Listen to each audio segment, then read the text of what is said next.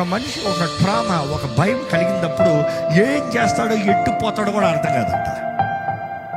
ఏం చేస్తాడో ఎట్టు పోతాడో కూడా అర్థం కాదంట. ఇక్కడ ఉన్న మనం మిమ్మల్ని అడుగుతున్నానంటే, మీ జీవితంలో భయం బట్టి తప్పుడైన నిర్ణయాలు చేశారా? భయాన్ని బట్టి ఎట్టు పోతున్నారా? అర్థం కాని జీవితంలో పోతున్నారా?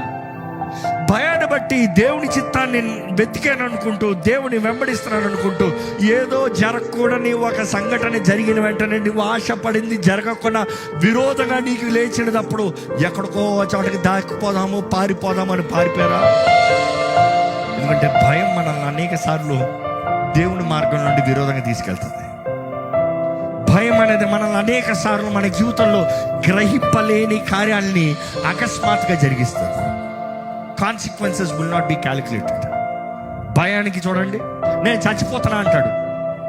చచ్చిపోయేది కూడా భయం కొరకే తెలుసా? ఎందుకంటే నేను నిలబడి పోరాడలేను కాబట్టి నేను చచ్చిపోతా. నువ్వు నన్ను చంపుతాను, నేను భరించలేను కాబట్టి నన్ను నేను చంపుకుంటా. You die because of fear. No warrior will die. No warrior wants to suicide.